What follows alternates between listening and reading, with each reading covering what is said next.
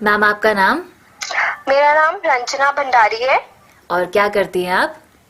By profession I am audiologist and speech language pathologist.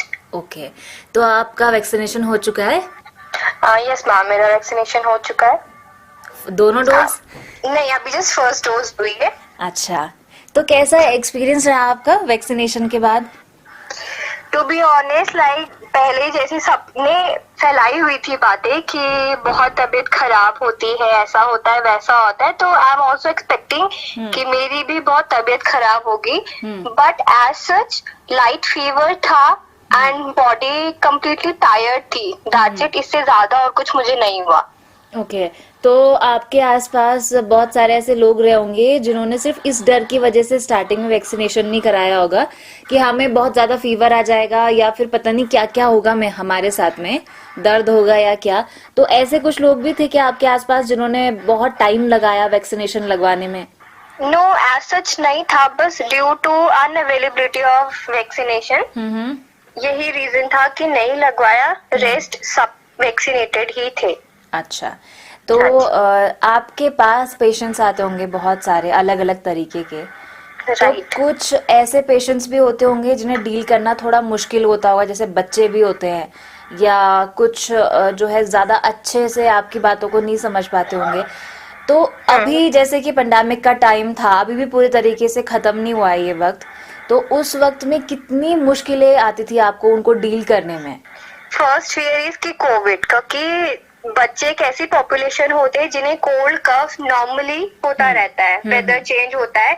So it's a very fear factor for us कि हमें भी ना हो जाए, क्योंकि इस टाइम पे किसी को नॉर्मल कोल्ड होना भी बहुत फियरफुल होता है हमारे लिए। बिल्कुल। सो एट द बिगनिंग हम उन पेशेंट्स के साथ डील नहीं करना प्रेफर करते थे, क्योंकि हमें खुद की भी सेफ्टी रखनी थी एंड जो अदर स्टाफ मेंबर है, अदर पेशेंट्स हैं जो हमारे पास डेली रेगुलर बेसिस पे आते हैं, तो उनके लिए फिर हम उन पेशेंट को कुछ डिले के बाद जब वो प्रॉपर ठीक हो जाते थे तब हम उन्हें बुलाया करते थे फॉर द विजिटिंग। अच्छा, but more of with mask, proper PP kit, हम सारी चीजें रन कर रहे थे, तो एज सच इतना प्रॉब्लम नहीं हुआ। राइट, पीपी किट में अनकंफर्टेबल हम फॉर श्योर रहते थे, क्योंकि बिकॉज पूरे दिन हमें पीपी किट पहन के रहना होता है, इवन दो अभी भी हम रहते हैं।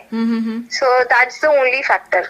अच्छा, जैसे कि अभी बच्चों के अलावा जो अडल्ट पेशेंट होंगे या जो यंग पेशेंट होंगे जिनको वैक्सीनेशन हो सकता है, मतलब 18+ जो होंगे, तो अगर वो वैक्सीनेटेड है तो क्या थोड़ी सी चिंता मुक्त हो जाते हो आप लोग कि चलो हमारा पेशेंट वैक्सीनेटेड तो है तो थोड़ा सा खतरा कम है, मतलब कोविड हम तक पहुंचने का पेशेंट के थ्रू एक स्प्रेडर बनने का खतरा? हाँ, ये तो फैक्टर हमेशा ही रहता है कि दे हैव एंटीबॉडीज, तो मे बी कोविड उन्हें इन्फेक्ट ना करे। तो ये तो रहता ही है कि हाँ ठीक है, दे आर वैक्सीनेटेड तो we are safe and they are also safe. अच्छा, कुछ लोग बड़े अनअवेयर होते हैं इस बात को लेके कि जो कोविड वैक्सीनेशन है या फिर कोई भी वैक्सीनेशन हो वो कभी भी हमारे हार्म के लिए नहीं हमें उपलब्ध कराई जाती है ना, और वैसे भी वो जब मार्केट में आती है तो बहुत सारी रिसर्च और टेस्टिंग के बाद आती है। बट कुछ लोग फिर भी अनअवेयर होते हैं थोड़े से इस चीज को लेके, या फिर एजुकेशन की कमी होती है, तो ऐसे लोगों को आपने आज तक कैसे डील किया, या फिर उनके लिए आपकी जो थॉट्स थे वो क्या थे जब आपने र्यूमर्स सुने होंगे लोगों के थ्रू कि अरे वैक्सीनेशन मत लगाओ, डेथ हो जाएगी, या कुछ लोगों ने ये कहा कि मेल्स को कि आप नपुंसक हो जाओगे, तो इन चीजों को डील कैसे किया? बहुत से ऐसे लोग हैं जो अभी भी नहीं प्रेफर कर रहे हैं वैक्सीनेशन लगाना, और इतने सारे रूमर्स जो थे वैक्सीनेशन को लेके ये हमारे लिए भी फेयरफुल थे कि मे बी ऐसा हो, but it just a normal thing. ऐसा नहीं है, क्योंकि वो आपके लिए ही सेफ है। अगर आप नहीं लगाओगे तो विद कोविड फॉर श्योर आपको हार्म पहुंचेगा ही पहुंचेगा, and there are lots of things after COVID जो आपकी बॉडीज में चेंजेस आ जाते हैं, and it will take a long time for the fully recovery. So ऐसा नहीं है कि वैक्सीनेशन लगाने से ऐसा कुछ होगा, और उन लोगों के लिए तो यही एडवाइस रहेगी कि प्लीज बी वैक्सीनेटेड एंड अपनी फैमिली को भी सेफ रखें और खुद भी सेफ रहे। चलिए, बहुत बहुत शुक्रिया वक्त देने के लिए। Thank you.